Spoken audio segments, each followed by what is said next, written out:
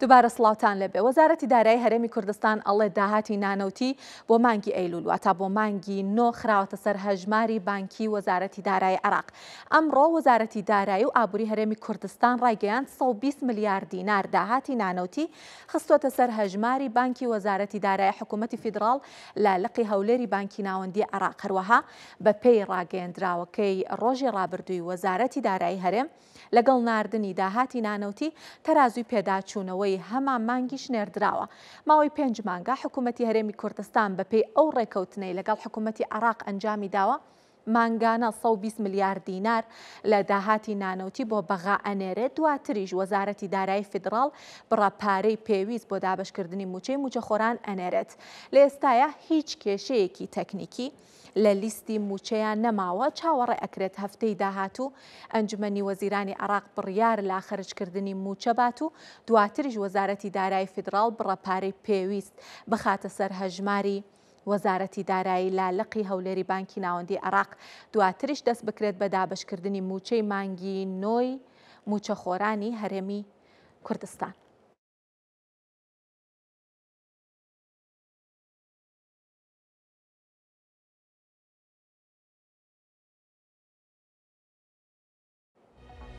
بچینە لای داتاوژمارەکانی پێیوەست بە بەشە بودجەی هەرێمی کوردستان بە تایبەتی بەشی موچەی موچەخۆرانی هەرێمی کوردستان بزانێکین حکوومەتی هەرێمی کوردستان لەگەڵ ئەو پارەیە کە ئەمڕۆ ڕەوانەی کردووە چەند داهاتی نانەوتی ناردووە و لە بەرامبەرە حکوومەتی ناوەندی حکوومەتی فیدراڵیش چەنی بۆ موچەی موچەخۆرانی هەرێمی کوردستان ناردووە. لێرەیە ژمارەکان وەرەگرین داتاو هەروەها زانیاریەکان وەرەگرین بزانێکین چ پارەیەک لە نێوان حکوومەتی فیدراڵ و هەرێمی کوردستان دەستا و دەستکراوە بۆی کە موچەخۆران پارەکانیان وەربگرن. موچەی 3 ساڵی ئەوەی کە بەشی هەرێمی کوردستانە 20 تریلیۆن و 900 ملیار دینارە، بەڵام لەم 20 تریلیۆن و 900 ملیار دینارە 11 تریلیۆن و 500 ملیاری تەنها بۆ موچەیە. بەشی بودجەی هەرێمی کوردستان تەنها ئەوە نییە کە بۆ موچە تەرخانکراوە، بەشێکیشی هەیە بۆ وەبەرهێنان و بۆ ئاوەدانکردنەوە بابەتەکانی ترکە لەوە هیچی بۆ هەرێمی کوردستان نەهاتووە. ئەوەی کە نێردراوە لەلایەن حکوومەتی ناوەندەوە لەلایەن حکوومەتی فیدراڵیەوە بۆ هەرێمی کوردستان تەنها ئەوە بووە کە بەشی موچەی موچەخۆرانە. اینجا لە بەشی موچەکەش ئەوەی کە هەتاوەکو ئێستا هاتووە 7 تریلیۆن و 700 ملیار دینارە لە بەشی موچەکە، یعنی ئەوەی کە پێویستە بۆ موچەی چەند مانگی داهاتووی موچەخۆرانی هەرێمی کوردستان بنێردرێت 3.7 تریلیۆن دیناری ماوە. ئەگەر دابەشی بکەین لە بەرەوەی ئەوەی پشکی ینی مانگی نۆش نەنێردراوە بۆ موچەی مانگی نۆش نەنێردراوە، ئەگەر دابەشی بکەین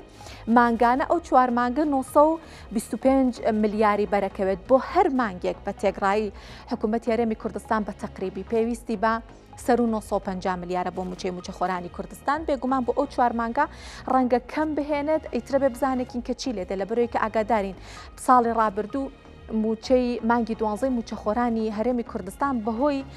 ئەوەی کە داتاکان لە نێوانیان ڕێک نەبوون، یەکسان نەبوون، هەر فەوتا بە یەکجاری. ئەبێ بزانێکین کە ئایا لە بەرەوەی کە موچەی مانگی 9 ئەگەر هەفتەی داهاتوو بنێردرێ موچەی مانگی 10 ئەکەوێتە کۆتاییەکانی ساڵە. بێ بزانین ئایا موچەی مانگی 11 و 12 بە دەردەکەی موچەی مانگی 12 ساڵی ڕابردوو ئەچێ یان نا، بەهۆی ئەم جیاوازی داتاکە لە نێوان حکوومەتی ناوەند و حکوومەتی هەرێمی کوردستانە هەیە. بڕی هاتوو بۆ موچە لەلایەن حکوومەتی فیدراڵی بۆ هەرێمی کوردستان بە پێی مانگەکان بەم شێوەیە وەکو لە زانیاریەکان لە پاکێجی پێشتریشا بۆمباسکردن بە تێگڕایی سەر و 950 ملیاری پێویستە حکوومەتی هەرێم مانگانەش ئەمەی بۆ هاتووە، بەڵام تەنها مانگی 6 زیاتر لە 950کە واتە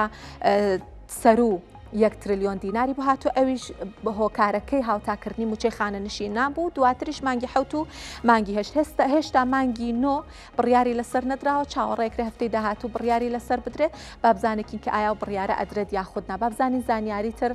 چیمان لایە باسێکی ئەو داهاتە نانەوتێش بکەین کە حکوومەتی هەرێمی کوردستانی نێرە بۆ بەغا. پێش ئەو ڕێکەوتنە کاتیە کە لە نێوان حکوومەتی هەرێمی کوردستان و حکوومەتی فیدراڵ کرا مانگانە بۆ ینی ئەو 4 مانگەی پێش ڕێکەوتنەکە،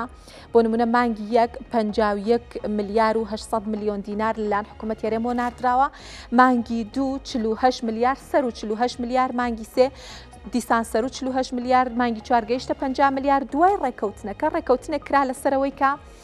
حکوومەتی هەرێمی کوردستان پێویستە ماگانە 120 میلیارد بنێرێ ئەم 120 میلیارش ئەمە تقریبا نتوانین بڵێن ڕێکەوتنێکی کاتیە یەکلا نەبووەتەوە دیسان هێشتا حکوومەتی فیدراڵڵێ ئەبێ لیژنە بچێت و ببینێت کە ئایا پشکی حکوومەتی فیدراڵ لەم داهاتێ حکوومەتی هەرێمی کوردستان ئەو بڕێیان زیاترە بەڵام بە هەر حاڵ لە دوای ڕێکەوتنەکە بە مانگی نۆشەوە ماگانە 120 میلیارد دینار چووە بۆ حکوومەتی فیدراڵ و کۆی داهاتی نێردراواتە کۆی داهاتی نانەوتی کە لەلایەن حکوومەتی هەرێمەوە بۆ حکوومەتی فیدراڵ ناردرابێ 799 میلیارد دینار بووە بەڵام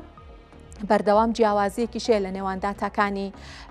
حکوومەتی هەرێم و حکوومەتی فیدراڵ بۆ نمونە ئەوەی کە حکوومەتی فیدراڵ ئەڵێ ناردوومە بۆ موچەخۆرانی هەرێمی کوردستان 7.7 تریلیۆنە ئەوەی کە حکوومەت ینی بە پێی ماڵپەڕی فەرمی حکوومەتی هەرێمی کوردستان تقریبا ینی حکوومەتی ناوەندەڵە 7.2 ناردو حکوومەتی هەرێمەڵە 7.7 هاتووە دیسانەم جیاوازی داتانە ئەبێ بزانینە کێشە دروستەکە لە نێوانەوە دوو حکوومەتە بۆ موچەخۆرانی هەرێمی کوردستان یاخود نا. بەڵام جیاواز لەم بابەتە جوتیارانی هەڵەبجە دەستیان بە کێڵانی زەویەکانیان کردووە گەنمیاندا چاندووە سەبارەت بە دواکەوتنی بارانبارین لەم ساڵە جوتیاران ئەڵێن زیانیان پێ نەگەیشتووە باران قەرەبووی بۆ کردوونەوە لێ پرسراوی بەشی بەرهەمهێنان و پەسەندکردنی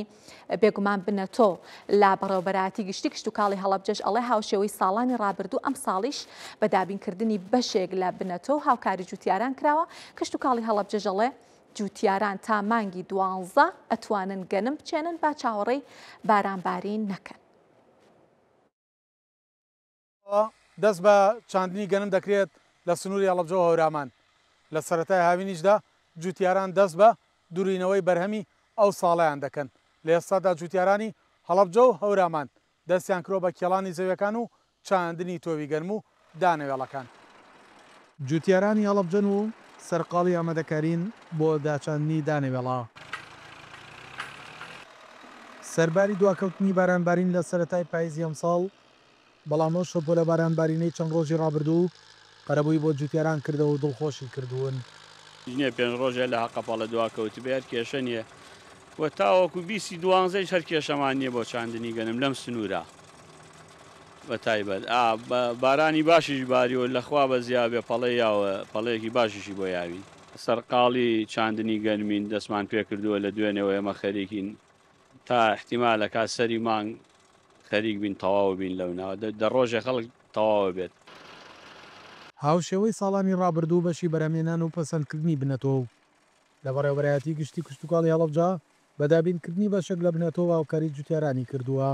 بڕی 267 تەن بنەتۆی گەنمی باوەڕپێگراو لە سنفەکانی سلێمانی دوو کە لاریەک جیهان نۆما دابش کردو بەسەر براجوتیارەکانمانە ئێمە ئەگەر بمانەوێت تەختەی هەموو فەلاحەکان بکەین نزیکی بڕی 30,000 تەنمان پێویستە لە بۆ سنووری محافەزەی هەڵەبجە بۆ ئەم ساڵ بڕەکە زۆر کەم و بەڵام بە نرخێکی پاڵپشتی کراو داومانە کە 450,000 دینار بۆ تەنێک. جوتیاران دەتوان تا مانگی 12 هەر ساڵێک گەنم بچێنن ئەوانەشیان ئاوی سەرزەویان هەیە دەتوانن چاوەڕوانی بارانبارین نەکەن. تامانی 12 ئەتوانرێت گەنم داچێنرێت و هیوادارین و داواکارین لە خوای گەورە کە ئەمساڵ تاویزی ئەو دواکەوتنەمان بۆ بکاتەوە و بارانێکی باش ببارێت لە هەموو هەرێمی کوردستان و ناوچەکەش. ئەگەر باران وەکو پێویست نەبێت جوتیارەکان ناچارن ئەو جوتیارانەی کە سەرچاوی ئاوی مسۆگەریان هەیە پشت بە ئاودانی دەستکرد ببەسن. لە سنووری پارێزگای هەڵەبجە ساڵانە زیاتر لە 70,000 دۆنم زەوی بە گەنم دەچێنرێت بڕی بەرهەمهێنان زیاتر بووە لە 35,000 تۆن گەنم. ئەگەر ئاستی بارانبارین باشتر بێت ئەوە بڕی بەرهەمهێنان بەرزتر دەبێتەوە و داچاندنی زەویش بە گەنم بۆ 85,000 دۆنم زەوی زیاد دەکات. سەڵات جمیل کورسات نیوز هەڵەبجە. کەمێک پێش ئێستا لە کەمتر لە سەعاتێک پێش ئێستا بەڕێوەبەراتی خانەنشینی وەزارەتی دارایی و ئابووری هەرێمی کوردستان ڕاگەیەندراوێکی بڵاو کردوەوە باسیەوە کات کاڵێ ئەو خانە نشین و وارستانێک کە هەتاوەکو ئێستا خۆیان تۆمار نەکردووە و خۆیان لە هەژماری من تۆمار نەکردووە موچەی مانگی ئەیلول واتە مانگی نۆیان پێ نادرێت و ئەڵێ ئەوانەی کە فۆرمیان پڕ نەکردێتەوە با زووتر بچن فۆرمەکانیان پڕ بکەنەوە و ئەم ڕاگەیەندراوە پێکاتوە لە 3 خاڵ لە خاڵی دووەمە باس لەوە ئەکات ئەڵێت کە تا ئێستا ینی ئەوانەی کە کارتی بانکیان وەرنەگرتوواتە خۆیان تۆمار کردو کارتەکانیان وەرنەگرتووە با بچن بە دوواداچوونی بۆ بکەن کارتەکانیان وەربگرن لە بەرەوەی کە موچەی ئەم مانگە کە بێت ڕاستەوخۆ چێتە سەر هەژمارەکانیان تەنها لە ڕێگەی هەژمارەکان دەتوانن وەری بگرن و بابەتێکی تریش کە ئەڵێت تەنها سەدادەی فەرمانبەرانی ینی فەرمانبەرانی هەرێمی کوردستان خۆیان تۆمار نەکردووە ئەوەی کە خۆی تۆمار ینی سەر و سەدانەوە دیڵە خۆی تۆمار کردو ئەوەی کە ماوە ئەڵێ با بچێ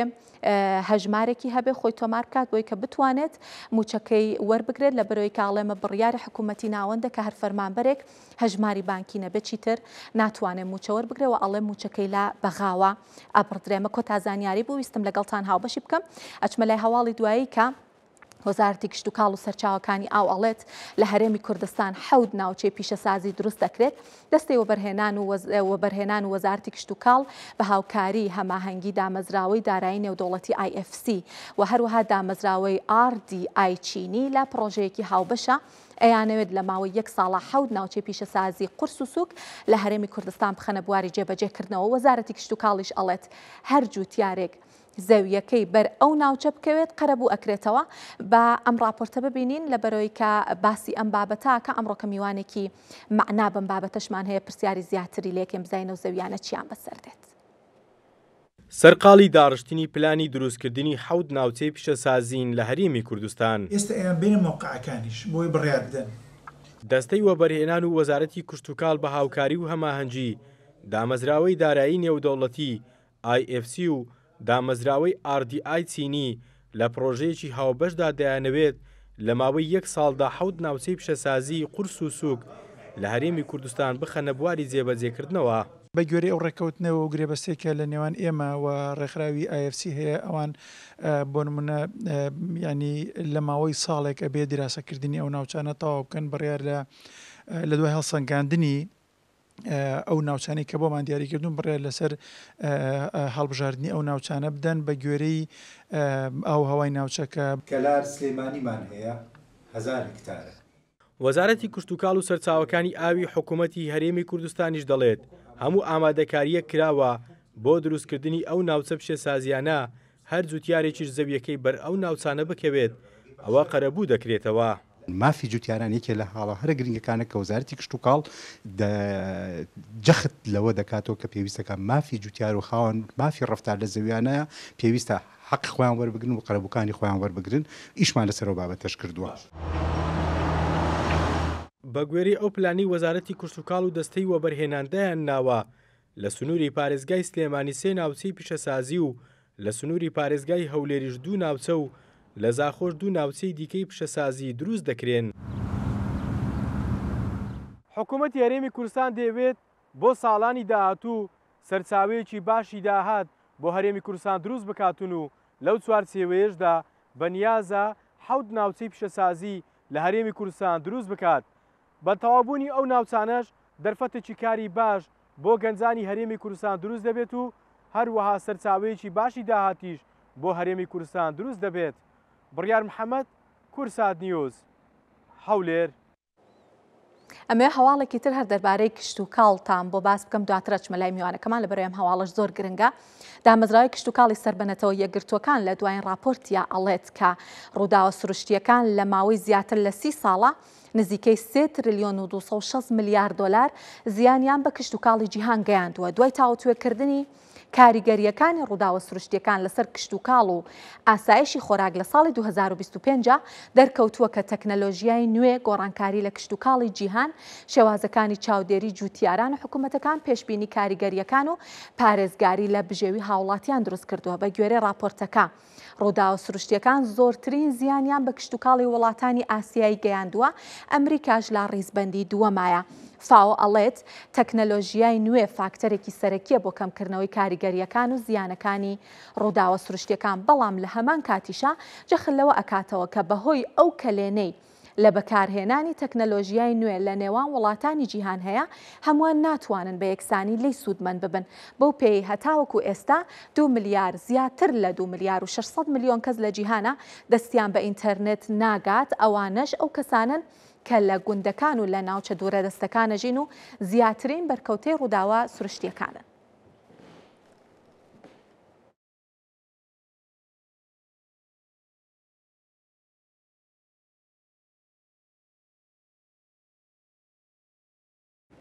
باسێکی داتاکانەکەم دەربارەی ئەم ژمارە نوێیانە کە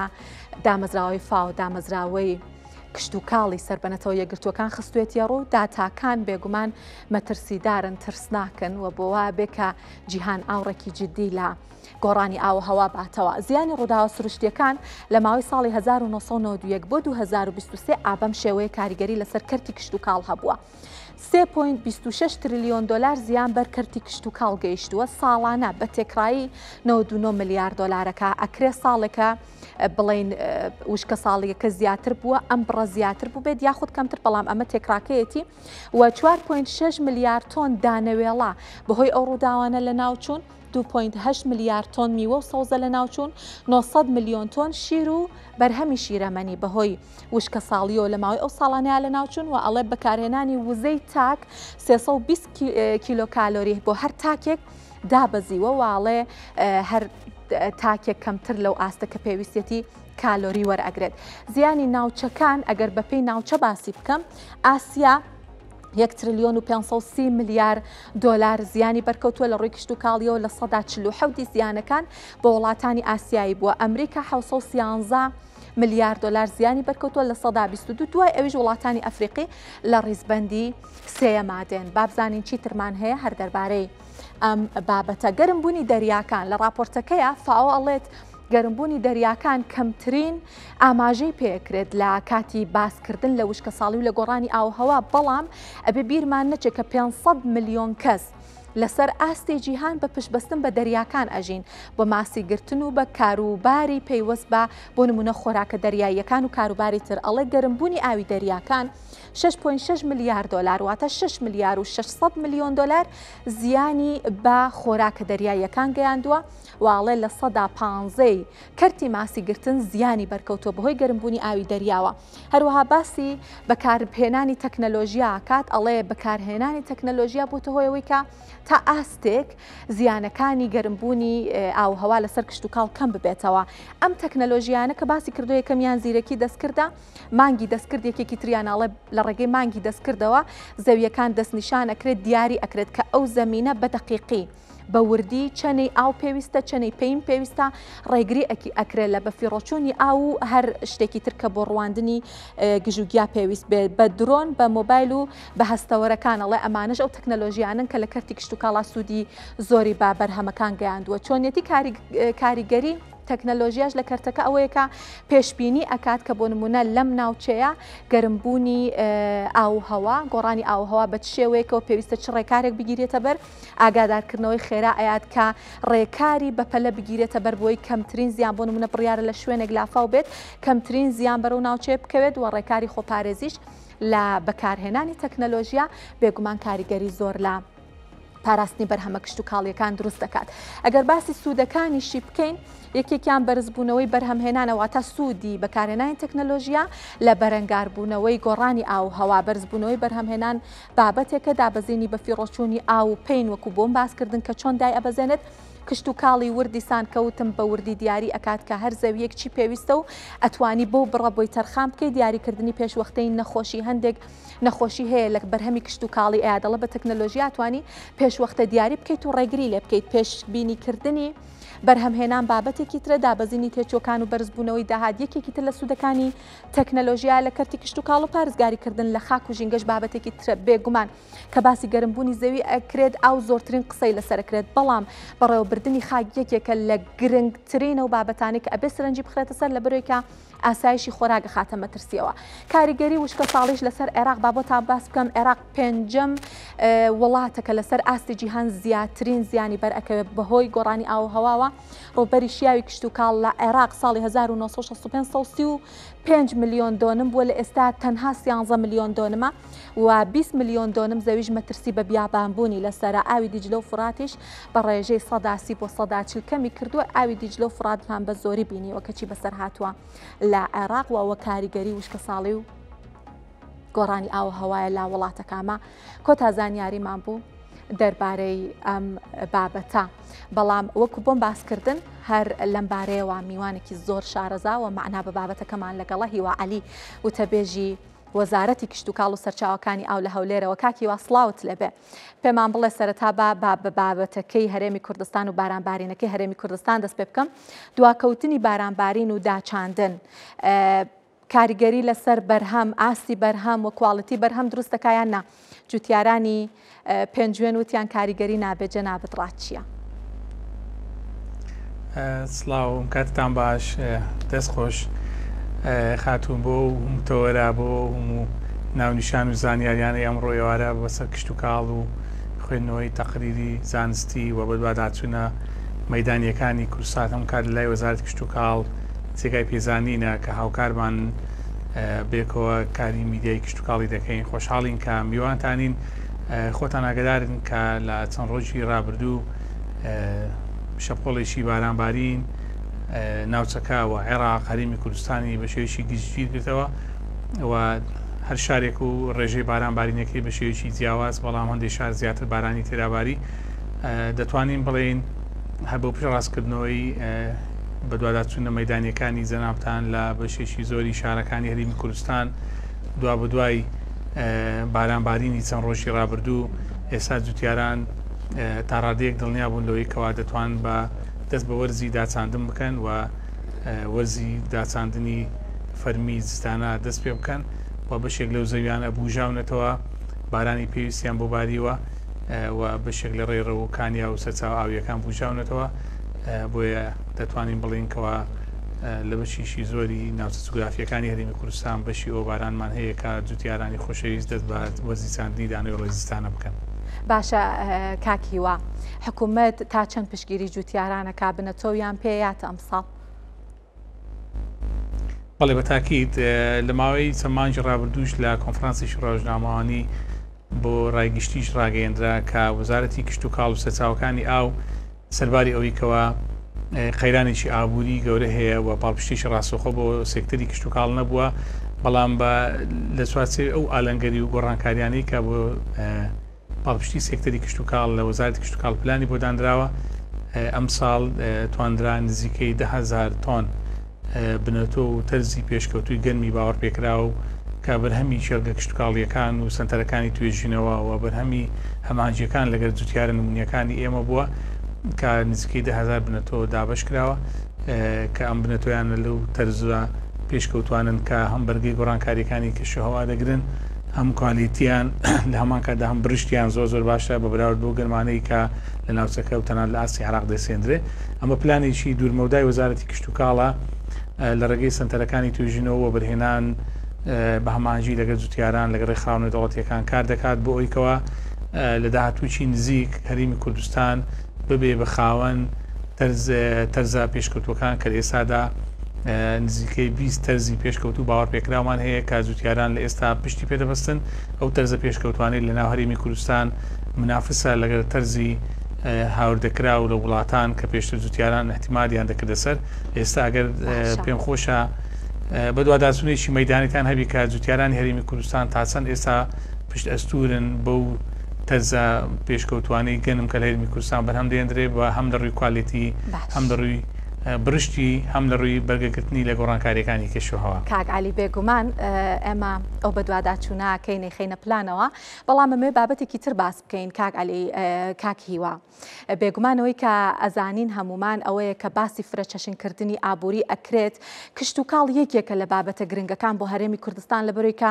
ژینگەیەکی لەباری هەیە، کەشوهەوایەکی لەباری هەیە بۆ پەرەپێدانی کشت و کاڵ. بەڵام خۆ کشت و کاڵ هەروە بە هەڕەمەکیش ناکرێت پێویستی بە پاڵپشتیە. منەمەوێت بزانم کە بۆ نمونە وەزارەتی کشت و کاڵ چی کردووە بۆ پاڵپشتیکردنی جوتیاران. بۆ نمونە کاکیوە باسی ئەو بڕیارانەمان بۆ بکەکە وەزارەتی کشت و کاڵ 1 2 3 دەری کردووە بۆ ئەوەی کە پاڵپشتی جوتیارانی هەرێمی کوردستان بێت. بەڵێ ئێستا فرسەتێکی باشە باسی داتا و خەرمانەی چاڵاکیەکانی خۆمان بکەین لە چەند ساڵی ڕابردوو کە لە ڕێگەی ئەو زنجیرە کۆبوونەوانەی لەسەر ئاستی ئەنجومەنی باڵای وەزارەتی کشت و کاڵ کە ئەنجومەنی ڕایۆژکاری وەزارەتە بەسەر پێشتی بەڕێز وەزیر بۆ بەرپرسانی ئەو وەزارەتە لەسەر ئاستی هەرێمی کوردستان لە ئەنجامی زنجیرەی ئەم کۆبوونەوانە کرایە بەپێی ئەو تەقاریری کە لە بەدەستمە 410 بڕیار دراوە لە ئەنجامی بەدواداچوون بۆ کێشە و داواکاری جوتیاران و ئەو بڕیارانە هەمووی لە ئەنجامی بەدواداچوون و لە ئەنجامی هاندان و پاڵپشتی و داواکاریەکانی جوتیاران و خاوەن پرۆژەکان و سەرماگوزارانی گواری کشت و کاڵی بووە. بڕیاری زۆر گرنگدراوە لە وەزارەتی کشت و کاڵ ڕەنگە لە تەوەرەیەکە نەتوانین چکە ئەو درافتی کە ئێمە ئیشی لەسەر دەکەین تەنها داتا و تۆتەڵەکانی سەروی 100 پەڕە دەبێ. بەڵام من چەند خاڵێکی گرنگ باز دەکەم لەوانە لە هەم بریتە لە هەموارکردنەوەی زۆربەی یاسا و ڕێنماییەکان کە ئاوتەری نەبوون لەگەر گۆڕانکاریەکان لەگەر خواستی جوتیارن و خاوەنکاران ئەمە ژوای کردکەوە بەشی زۆر یاسا و ڕێنمایەکان بۆ چەند یاسایەکی زۆر گرنگ دەکەین لە هەرێمی کوردستان بۆ یەکەم جار وەکو یاسای سەرپەرشتیاریش دامەزاندی سەرپەرشتیاران بۆ پرۆژە کشتتوکاڵەکان یاسای بەڕێوەبردننی استراتیژی ئاو لە هەرێمی کوردستان یاسای تۆمارکردن و تەرزە کشتتوکاڵیەکان و نەمامکەکان و لیژنەی باڵای بنەتۆ لەسەر ئاسی هەرێمی کوردستان و چەندین پرۆژە یاسا و ڕێنمایی دەچووەکە ئاوتەری بووە بۆ چارەسەرکردنی کێشەکانی جوتیاران بۆ هاندانی جوتیاران و خاوەنکاران هەروەها بۆ یەکەم جار کەمکردنەوەی کری کارەبا بۆ جوتیاران بۆ خاوەن پرۆژەکان و لێخۆش بڕیاری لێخۆشبوونی ژمارە 79 ئەنجومەن بۆ مەسلەی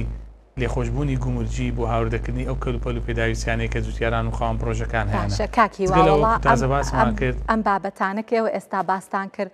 دوو بابەتی زۆر گرنگی تیا بوو لەبەرێ من ئاگادارم چه جوتیاران واتە چ کردی کشت و کاڵ و چ پیشە سازیش دایما ئاستەنگیانی بەدەستە و ئاستەنگەوە ئەیان ناڵاند کە بۆ نمونە نرخی وزەگرانە بۆ نمونە ئەو بەرهەمانە کە ئێمە هەمانە نمونەی هاوردەکەی هەرزانترەوە ئێمە بۆمان ساغ ناکرێتەوە بەڵام مادام من بڕیارانە درابن بڕیاری بۆ نمونە سنووردارکردنی هاوردە یان بڕیاری کەمکردنەوەی کارەبا حتممە ئەمە زۆر لە سوودی جوتیارانیشە. کاکیوا بۆ باسێکی توانای یەدەکردنی ئاویشمان بۆ ناکەن لە پێشترا توانای یەدەکردن چۆن بووە ئێستا تا چە نەتوانین ئاو یەدەک بکەین لە بەرەوەیان بابەتێکی گرنگە لەم دۆخە ئێستایە. دڵنیاییەوە هەر دەگەڕێمەوە سەرێک وەڵامی بچووک ئەنجا دێم باسی ئاو دەکەم ئەگەر بمبووری یەکێک لەو بابەتانی کە پێشتر جوتیارانی خۆشەویست لە ماوەی چەند کابینەیەک چەند ساڵانێک پێشێستا بە بەردەوام خۆپشاندانیان دەکرد لەسەر شەقامەکان بەهۆی ساغ نەبوونەوەی بەرهەمە ناوخۆیەکانیان بۆ نیگەران بوون لە هاوردەکردنی بەرهەم و کۆنتترۆلنەکردنی دەواازەکان لەبوونی یاسایکی ڕێک و پێک و پێویست و پاڵپشکرا و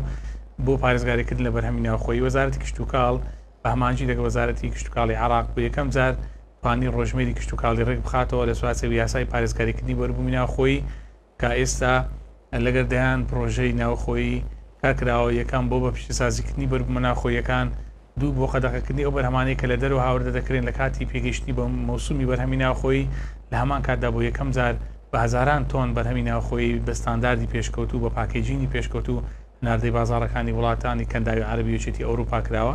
و ئەم ڕێکارانە هەمووی لە پێناو سەرنجڕاکێشانی سەرمایه‌گوزاری و بەهێزکردنی بازاڕی ناوخۆی و هاندانی جوتیارانە بۆی بەرهەمی ناوخۆی زیاد بکەین و ئاسایشی خۆراک و دڵنیایی ئاسایش خۆراک زیاد بکەین. سەبارەت بە بابەتی ئاو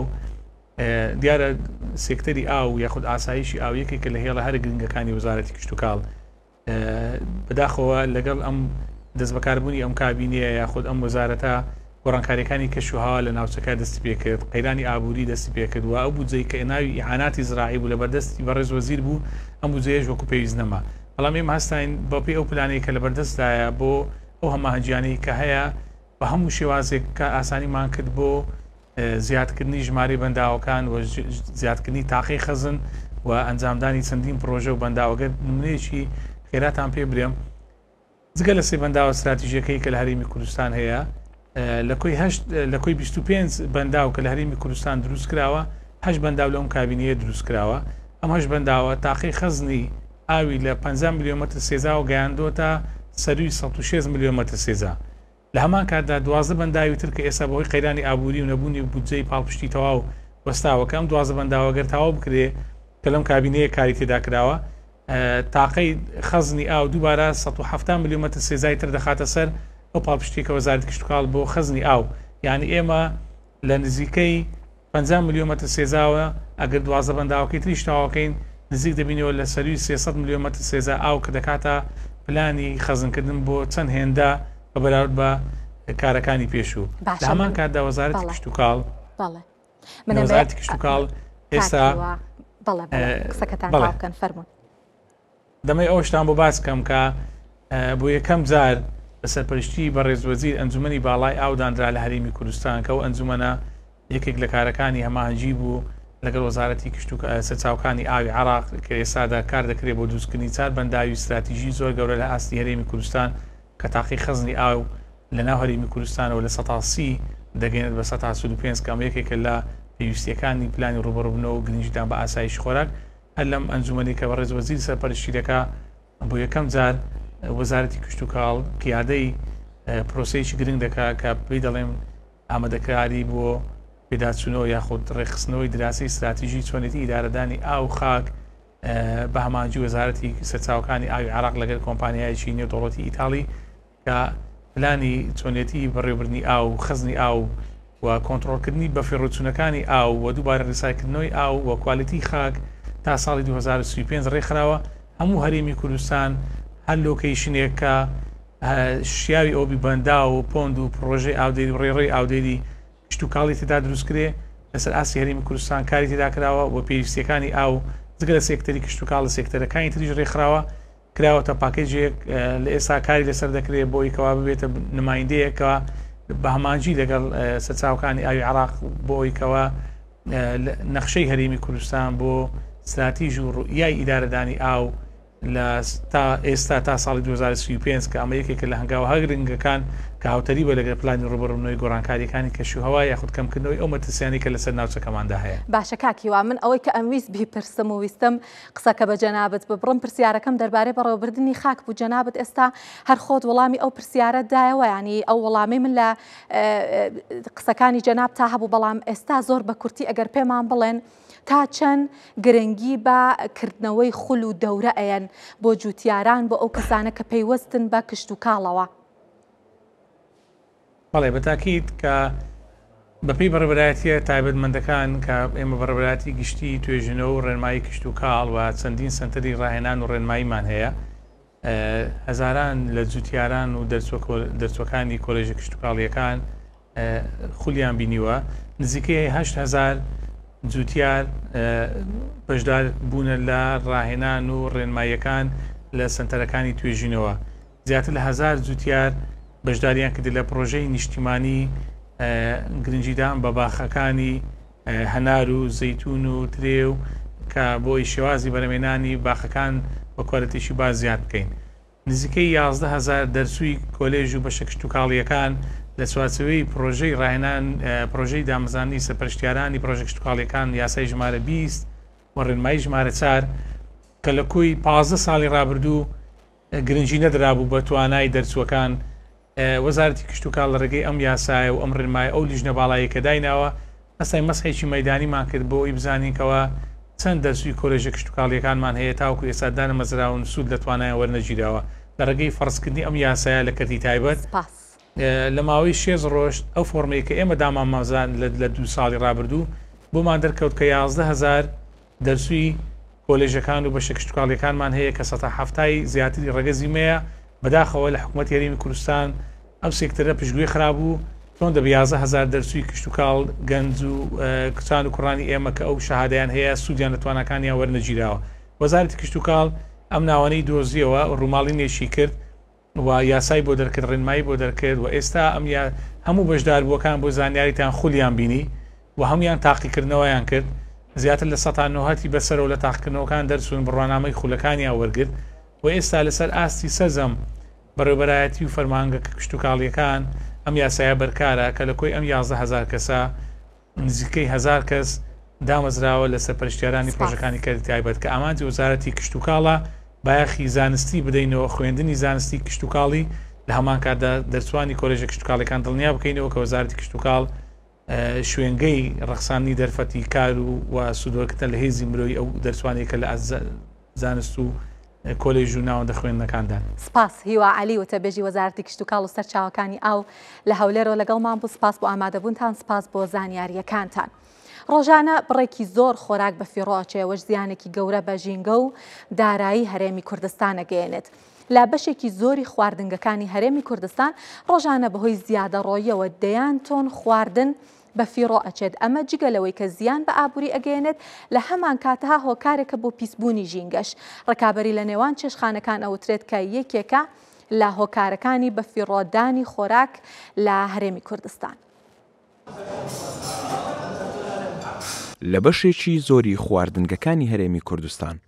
ڕۆژانە بەهۆی زیادەڕۆیەوە بەدەیان تۆن خواردن بە هەدەر دەدرێت کە ئەمەش جگەلەوەی زیان بە ئابووری هەرێم دەگەێنێت لە هەمان کاتدا هۆکارێکە بۆ پیسبوونی ژینگە.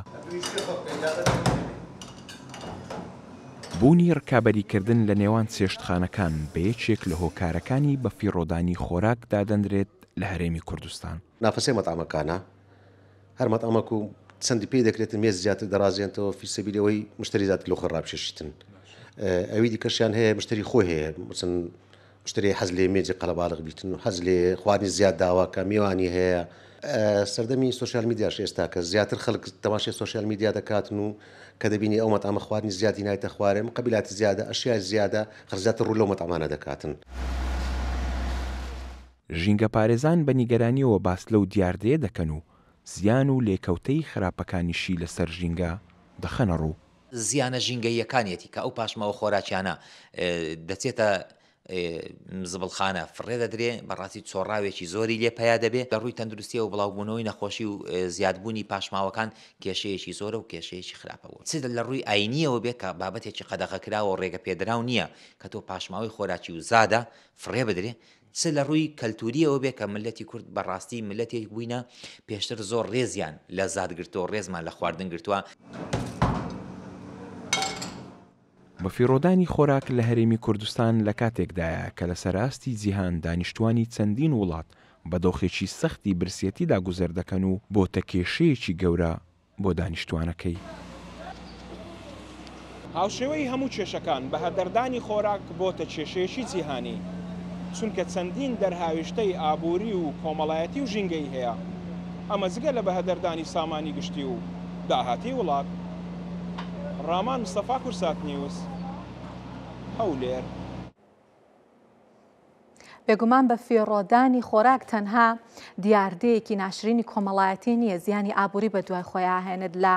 جیهانێکا کە ملیۆنان کەس بە دەستبرسێتیەوە ناڵێنن بە فیڕۆچوونی خۆراک لەو ئاستەیەجا. ئێستا من ئاستەکەی و ژمارەکانتان پێڵم کە چۆنە وەکو یەکێک لە میوانەکانمان لە راپۆرتەکەشا وتی یەکێ لە کاریگەریەکانی سۆشیال میدیایە کێبەرکیان هەیە هاوڵاتیان لەگەڵ یەکترا ئەوەژە بەتەوەی بە فیڕۆچوونی خۆراک. بە فیڕۆدانی خۆراک لەسەر ئاستی جیهان 1 تریلیۆن دۆلارە، یعنی قەبارەکەی یەکجار زۆرە و وتم لە جیهانێکە کە ملیۆنان کەس بە دەستبرسێتیەوە ناڵێنە. 1 لە سەر 3 خۆراکی جیهان بەپێی ئەو داتانە بێ بە فیڕۆچێت و ساڵانە 1.3 ملیار تۆن ئەکات. 3 ملیار کەس تێرەکات ئەم خۆراکە کە لەسەر ئاستی جیهان بە فیڕۆچێت کە لە بە فیڕۆدانی خۆراک پشکی ماڵان 160. ئێمە لە راپۆرتەکەمان باسێکی خواردنگەکان کرا، بەڵام ببینین هاوڵاتیانی ئاسایی لە ماڵەکانیانە 160 ئەو خۆراکە کە بە فیڕۆچێ لەلایەن ئەوانەوەیە. با بزانین چی ترمان هەیە هەر دەربارەی بە فیڕۆچوونی خۆراک لەسەر ئاستی جیهان. با باسی وڵاتانی عەرەبیتان بۆ بکەم و بەداخەوە بینین کە عێراق لە ڕیزبەندیەکانی سەرەوەیە. میسر لە ڕیزبەندیەکەمایە بە فیڕۆدانی ساڵانەی 9 ملیۆن و 100 هەزار تۆنی خۆراک. عێراق لە ڕیزبەندی دووەمادێ ساڵانە 4 ملیۆن و 700 هەزار تۆن بە فیڕۆچێت. لە عێراق لە سوودان کە لە ڕیزبەندی سێمایە 4 ملیۆن و 200 هەزار تۆن بە فیڕۆچێت کە سوودانێکێکە لە وڵاتانە کە لە ڕووی بارودۆخی ئابووری و داراییش و بارودۆخێکی باشی نیە. لە هەرێمی کوردستانیش ڕۆژانە 2000 تۆن خۆراک بە فیڕۆچێ ئەمە جێگەی تەڕەمانە کە مانگانە 3 ملیار دینار بۆ بەفیڕۆدانی خۆراک ئەڕوادواتە 3 ملیارد دینار خەرج ئەکرێت بۆ خواردنێکە ئەچێتە ناو سەتڵی زبڵەکانەوە. بابزانین چیترمان هەیە هەر لەم بارەیەوە. بەڵێ کاریگەری لەسەر ژینگە دروستەکە هەروەکو پێشتریش باسمان کرد سێیەم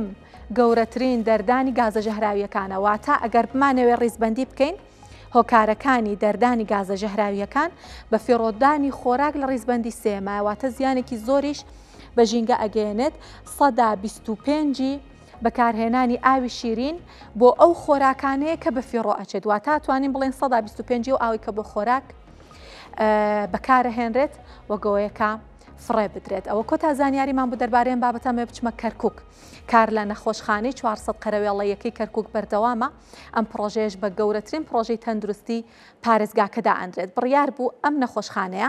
ساڵی 2023 تەواو بکرێت، بەڵام قەیرانی دارایی جارێکی تر پرۆژەکەی دواخست. تێچووی پرۆژەکە 150 ملیۆن دۆلارە، هەتا ئێستا 80 ملیۆن دۆلاری بۆ خەرج کراوە. تەنها بۆ کەلوپەلە تەندروستیەکانیش پێویستی بە 38 ملیۆن دۆلارە. نەخۆشخانەکە سیستەمی هەلیکۆپتەری تەندروستی تایە لە 9 پێک هاتووە، بە شێوەی سیستمی هۆتێل دروست کراوە بە تەواوکردنی خزمەتێکی گەورە بە کەرتی تەندروستی کەرکووک کات. کار تێیدا بەردەوامە. ئێرە نەخۆشخانە 400 قەرەوێڵەیەکەی کەرکووکە. ئەمە دەبێتە گەورەترین نەخۆشخانەی کەرکووک. چاوەڕوانیەکی زۆر هەیە بۆ ئەوەی کە کارەکانی تەواو بێت. 11 ساڵە کار لەم پرۆژەیە دەکرێت.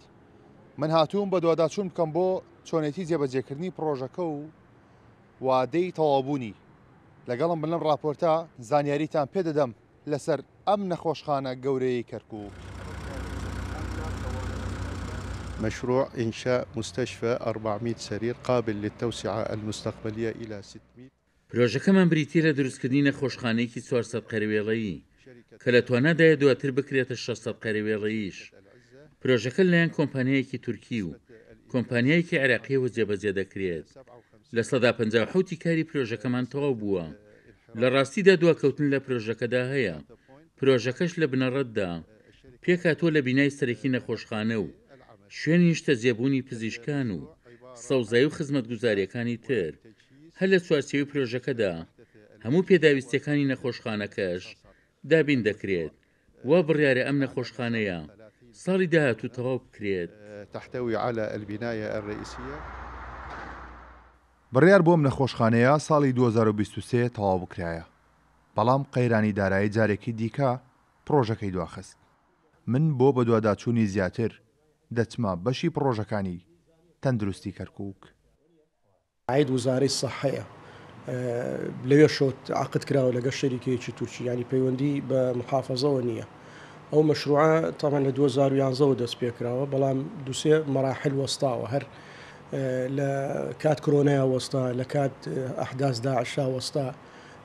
لە هەر هەموو محافەزەکان یەک کێشەی هەیە، ئەوی کێشەی نەبوونی پارەیە.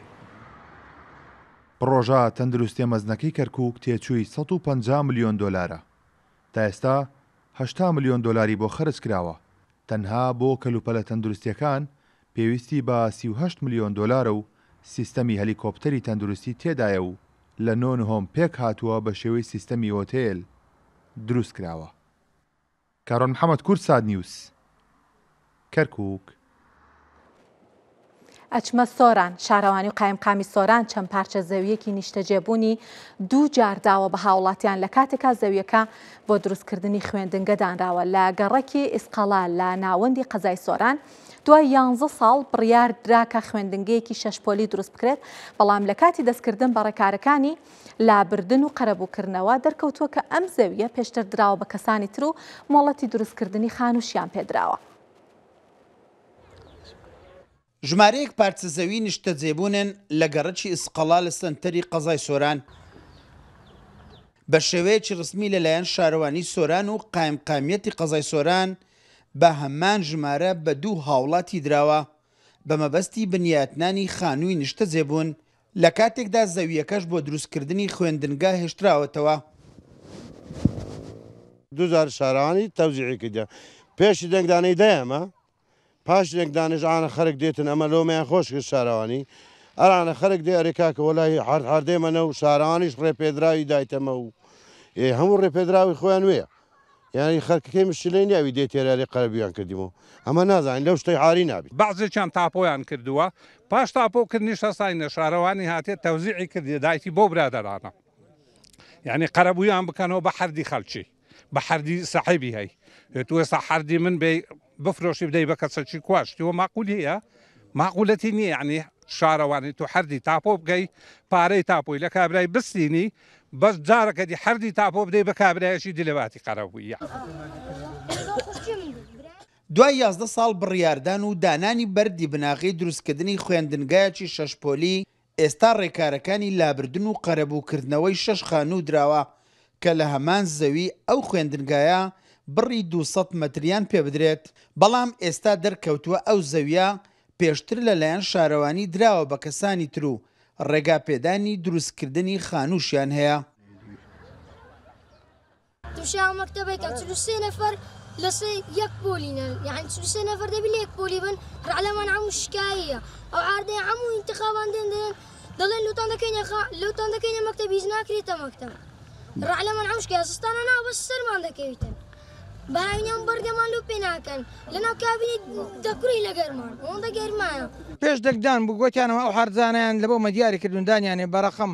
ئەوە قایم خام وەر هەمووەزانن بەسەریاندا تاوزە کردین ئێستاش لێ ئازار بەخۆ بە تەماشاکەن ئێستا دووبارەیان دایتەوەندە خەڵکی دیکە وەرە خۆشتی خۆیان هینیا هاتینە سەر حاردی خۆ ئەزامە لەوەی دا نازانێت دەبی بخۆ ئەو پرسیاری دەوام کردن لە جەنابی قایم خام و شارەوانەوانە بکەن کو دەبێ حاردەك بیدرێتە بە دوو شەخسان بۆ ئەو مەبەستە پەیوەندیمان کرد بە شارەوانی سۆران و قایمقامیەتی قەزای سۆران بەڵام وەڵامی پەیوەندیەکانیان نەدایەوە. گەڕەکی سقڵا کەوتوتە ناوەڕاستی سنتەری قەزای سۆران تا ئێستا زۆربەی خانووەکانی تاپۆی نییە لە ڕێگای شارەوانی ڕێگاپێدانی دروستکردنی خانوویان پێدەدرێت ڕۆژانەش ئەو گەڕەکە لە فراوان بووندایە. ژمارەیەک پارچە زەوی لە گەڕەکی سقڵای سنتەری قەزای سۆران لەلایەن شارەوانی و قایمقامیەتی سۆران 2000 بە هاوڵاتیان درا و دابشکراوە لە کاتێکدا ئەو زەویانە تاپۆی نییە و مامەڵەکردنی کڕین و فرۆشتن بەسەریدا شێوەیەکی نایاسایی وەرەگرێ لە هەمان کات ئەو زەویە ئێستا دەدرێ بە هاوڵاتیان لە نەخشەی بنەڕەتی بۆ دروستکردنی قوتابخانە دانراوە. ئیسماعیل عوسمان کورسات نیوز سۆران. هەواڵابووریەکانیان بۆم پێشکەشکردن سپاس کە بینەرمان بوون و ماڵاوە.